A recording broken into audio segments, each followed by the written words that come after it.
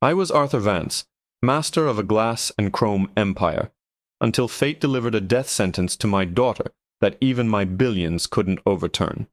Then, a whispered offer from a silent maid promised a cure, but at a cost that would shatter my entire world.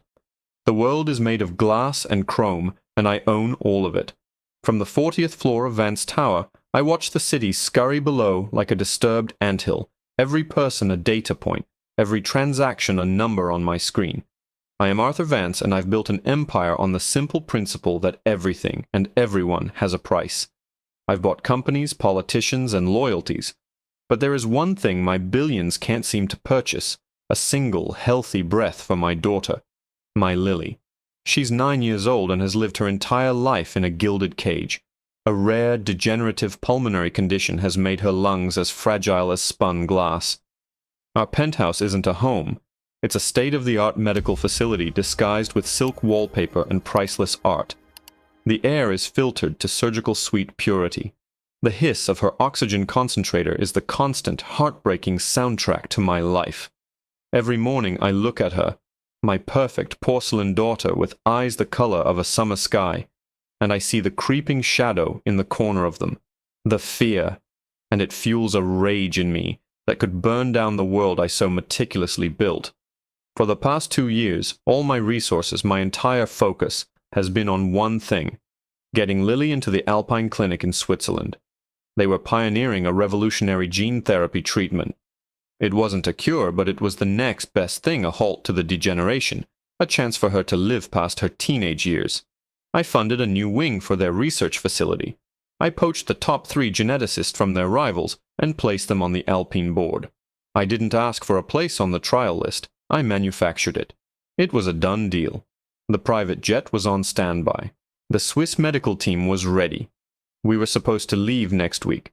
My staff moves through my home like ghosts in gray uniforms, their silence a commodity I pay for. Among them is a woman named Elena. She's been with us for about a year, one of the housekeepers. She's quiet, almost unnervingly so. Eastern European, I think, with a face that holds a certain placid sadness. I barely noticed her, except for the fact that Lily seemed to like her. Sometimes I'd walk past Lily's room and hear Elena's soft, low, humming a folk lullaby from her homeland she'd told my daughter. She was efficient, invisible, exactly what I paid for. She would clean the sterile equipment, change the fine linens on Lily's bed, and disappear. A part of the machinery that kept my world running. This morning, the final confirmation from the clinic was due. I was in my home office, a cathedral of mahogany and leather, watching the market open. The email arrived at 8:02 a.m. My personal physician, Dr. Albright, had forwarded it. The subject line was cold, clinical. Lily Vance, trial eligibility. I opened it with the casual confidence of a man who has never been told no. The words blurred. Jargon. Comprehensive genomic sequencing. Unforeseen complication. K17 genetic marker. I scrolled down, my heart beginning to hammer against my ribs, and then I saw the sentence, stripped of all medical politeness, a blade of ice sliding into my gut. Therefore, with deepest regret, we must conclude that Lily Vance is not a viable candidate for the treatment. The presence of the K17 marker indicates an almost certain fatal adverse reaction to the gene splicing vector. We cannot proceed. The decision is final. Final. The word echoed in the cavernous silence of my office. Final.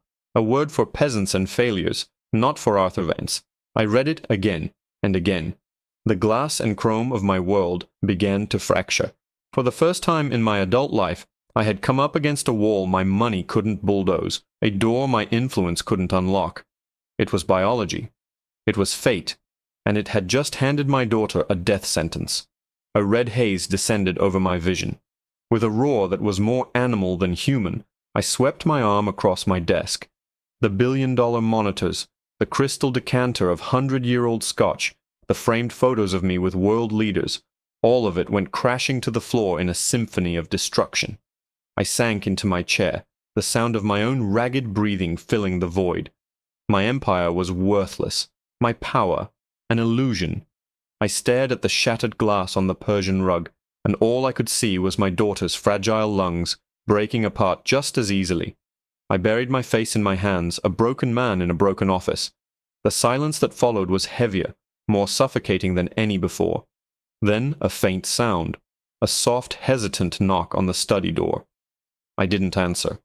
The door creaked open anyway. I lifted my head, ready to unleash the full force of my fury, to fire whoever had dared to intrude on my private hell. Standing in the doorway framed by the dim hall light was Elena, the maid. Her hands were clasped in front of her, her face pale, but her eyes steady. In her simple grey uniform, she looked completely out of place amidst the wreckage of my power. She took a tentative step inside, her gaze not on the mess, but on me. "Mr. Vance," she said, her voice barely a whisper, yet it cut through the silence like a surgeon's scalpel. She was breaking a dozen protocols. She should have been terrified. Instead, she looked determined. "Forgive me. I overheard the doctor's call. I couldn't help it." "Get out," I snarled, my voice raw. "You're fired.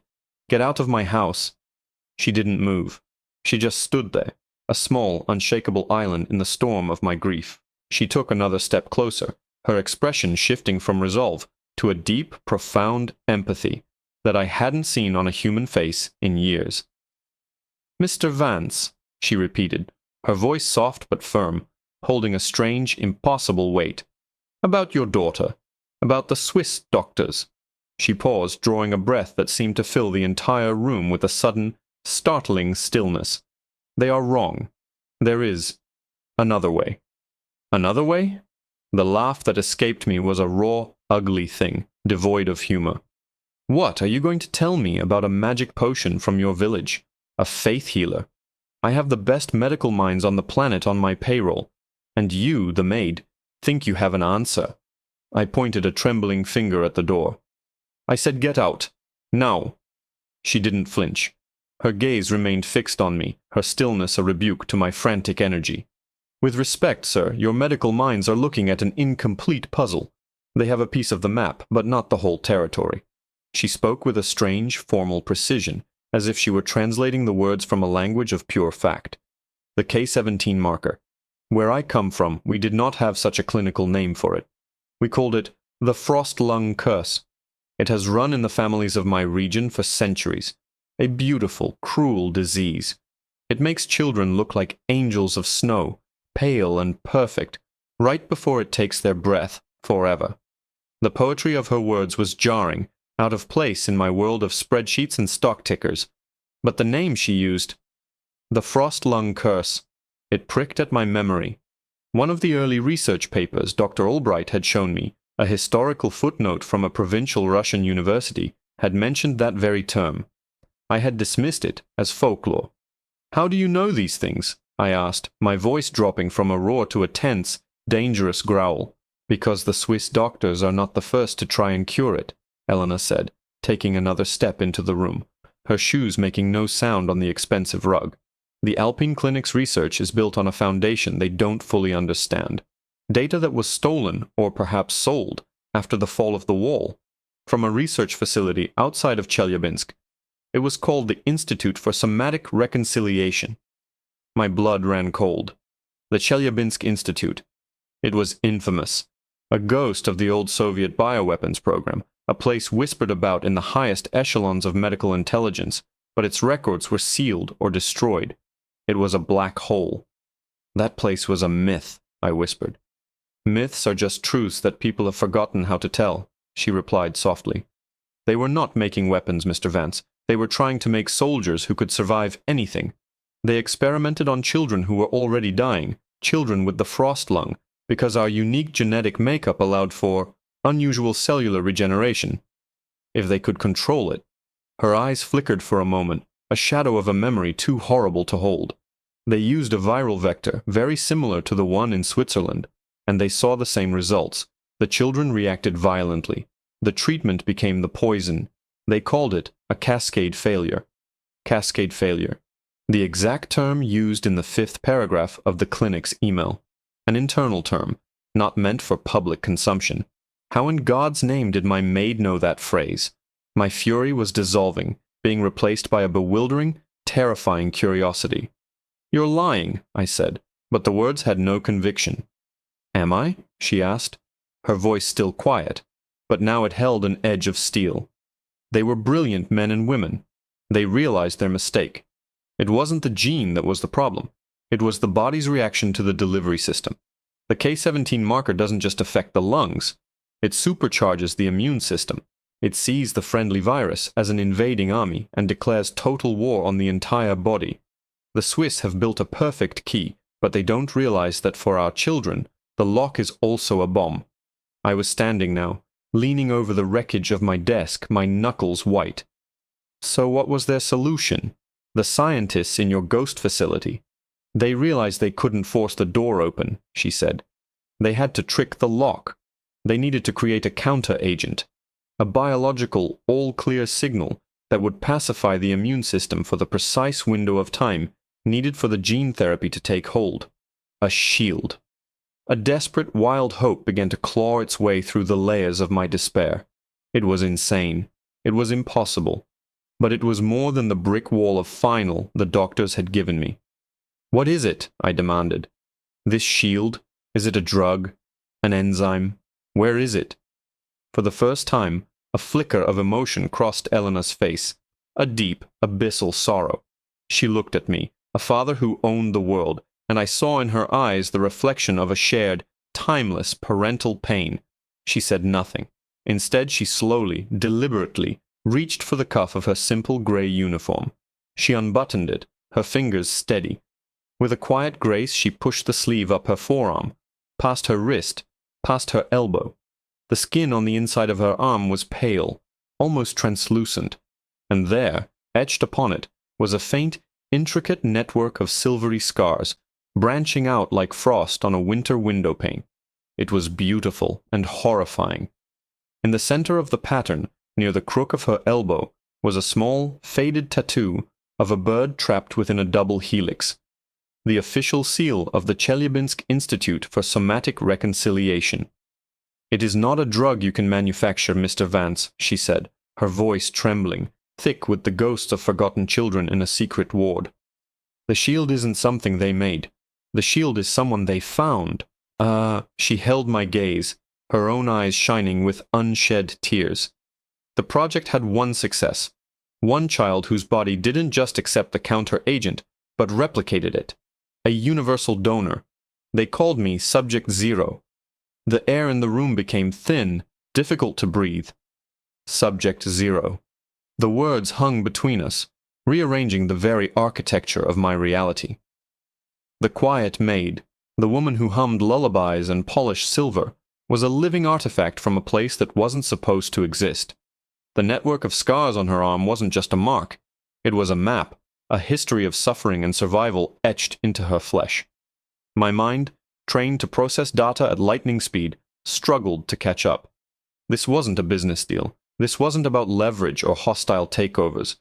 This was something ancient, something primal. "You?" I stammered, the word catching in my throat. "You are the counter-agent? Your blood?"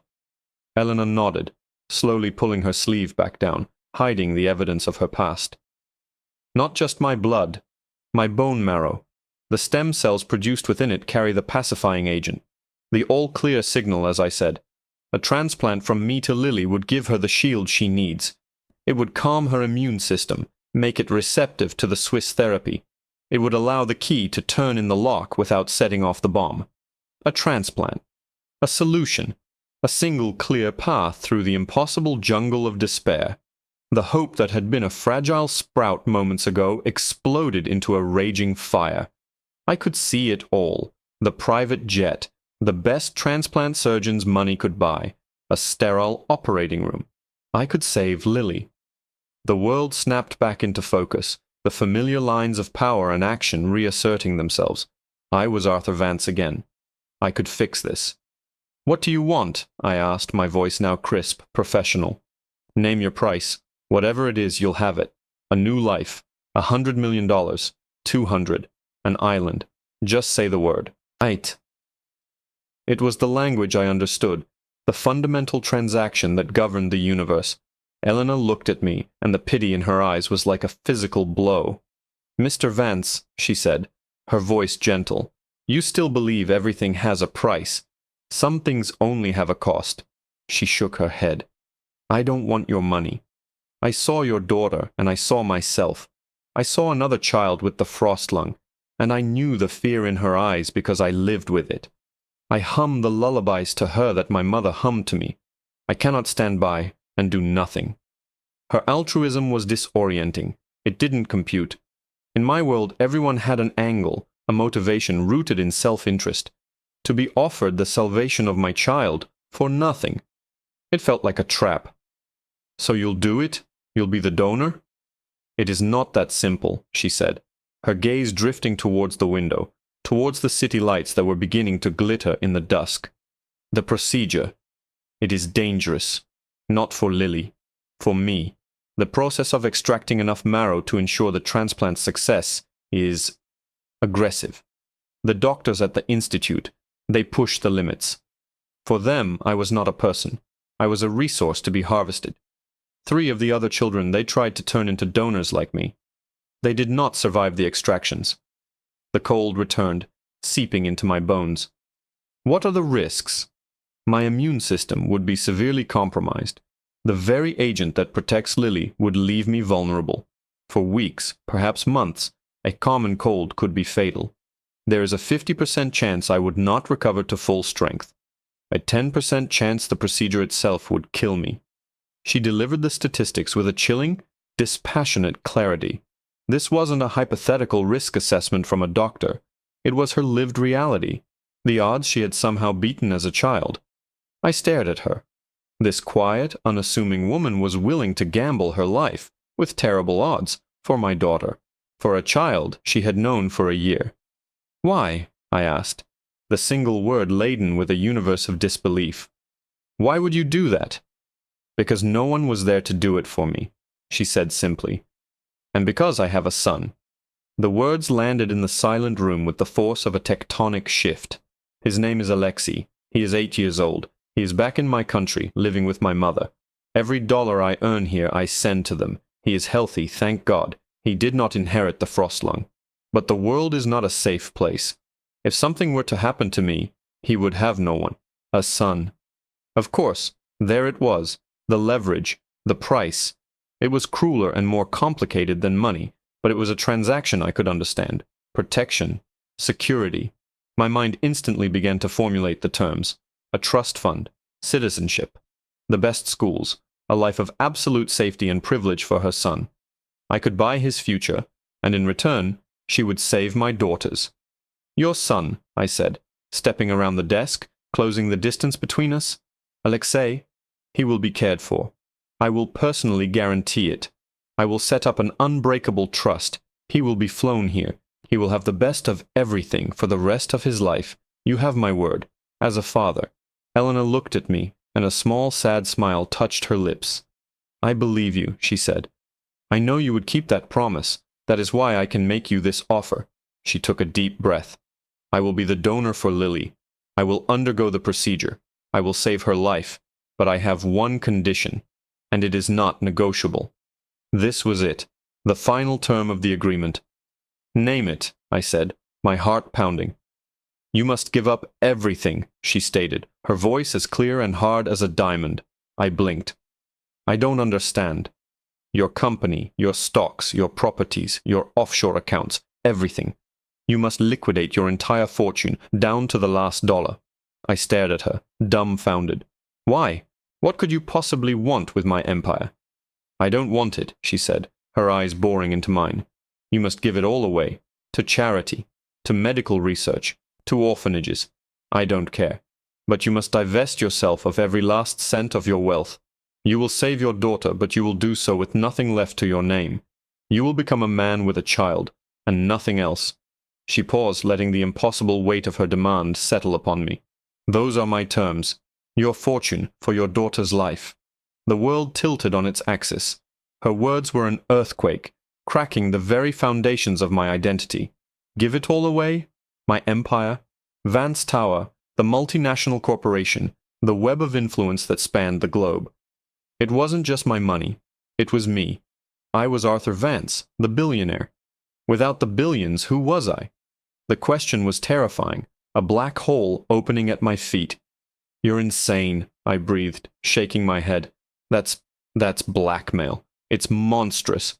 What does my wealth have to do with this?" "Everything," Eleanor replied, her voice unwavering. "Your wealth is a fortress, Mr. Vance. You live inside it, and you believe it can protect you from anything. It has made you powerful, but it has made you blind. You think you can buy a solution to your daughter's life just as you buy everything else. You tried to buy the Swiss clinic. You tried to buy me. But a life cannot be bought. It can only be given. I will give my life, or at least risk it, for Lily. But I will not do it to reinforce the walls of your fortress. I will do it for a father, not a king. You must learn what it is to be powerless, to have only one thing in the world that matters. You must learn what it means to be a parent, with nothing to offer your child but love and sacrifice. This is the only way you will truly understand the gift I am giving you." Her logic was absurd, mystical, and yet it struck a chord of terrifying truth deep within me. She was right. I had raged at the universe when my money had failed me.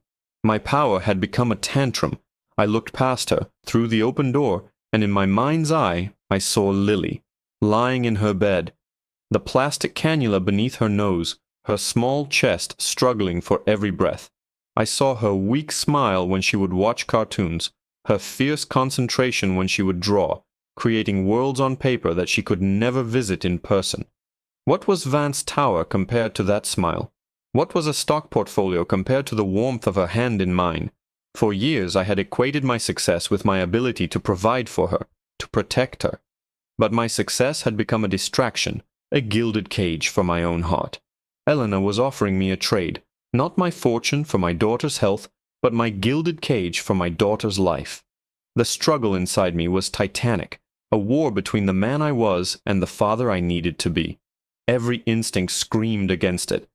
To give up the power, the control, the identity I had spent a lifetime building. It felt like a kind of death. But then I looked at Elena, at the quiet courage in her eyes, at the silvery map of sacrifice on her arm. She had walked through fire. She was asking me to do the same. The fight lasted an eternity, but it ended in a moment. I closed my eyes and saw Lily's face. The decision was made. "All right," I said, my voice hoarse. "You have a deal." The next few weeks were a blur of controlled chaos. I assembled a team of the world's best lawyers and hematologists, operating under the strictest NDAs imaginable. We worked out of a private medical facility I still owned on the coast. While the doctors prepared Elena and Lily, my lawyers worked around the clock, executing the largest philanthropic divestment in human history. Trillions of dollars in assets, stocks, and real estate were transferred into a series of charitable trusts. News channels went insane. The markets shuddered. They called me mad. They called me a fool. They couldn't understand. But as I signed away the last of my fortune, I didn't feel loss. I felt light. The immense crushing weight of my empire was lifting, and for the first time in decades, I could breathe. The day of the transplant was the longest of my life. I sat in a waiting room, no different from any other worried parent. I had no one to call, no strings to pull. I was just a man named Arthur, waiting. When the surgeon finally emerged, his face tired but smiling, he told me both procedures had been a success. Eleanor was weak but stable in recovery. The marrow was a perfect match. I went to Lily's room first. She was sleeping, but her breathing was different. Deeper, calmer. The frantic edge was gone. The hiss of the oxygen machine was softer, at a lower setting than I had ever seen. I sat by her bed, holding her hand, and I wept. Later I went to see Eleanor. She was pale against the white pillows, looking fragile but awake. "Thank you," I whispered, the words utterly inadequate. "There is nothing I can ever do to repay you." She smiled faintly. "You already have. You gave up your kingdom for your princess. That is repayment enough." We also ensured Alexei and her mother were brought over, setting them up in a comfortable house nearby. Alexei, a bright, cheerful boy, became a fast friend to Lily. A month later we flew to Switzerland. This time there was no private jet. We flew commercial. I carried our bags. Lily, still weak but without her oxygen tank for the first time, held my hand as we walked through the airport. The Swiss doctors, now armed with Elena's medical history and the all-clear protocol she represented, administered the gene therapy. It worked. The cascade failure never came. Elena's shield had held. Today, 3 years have passed. Lily is 12. She runs. She swims. She has a laugh that echoes through our small suburban house, a house I pay for with my salary as a consultant, my expertise being my only remaining asset. Elena is fully recovered. She doesn't work for me anymore. She's a dear friend, a part of our family. She's studying to be a pediatric nurse. Sometimes walking Lily home from school, I'll pass a newsstand and see a magazine with my face on it, rehashing the story of the mad billionaire who gave it all away. They still don't understand. They never will. They write about what I lost. They don't see what I gained. This morning, Lily and I were in the garden. She was chasing a butterfly, her laughter carrying on the wind, each breath she took easy and free. I watched her, my perfect, healthy daughter, and I knew, with a certainty that pierced my soul, that I was the wealthiest man on earth.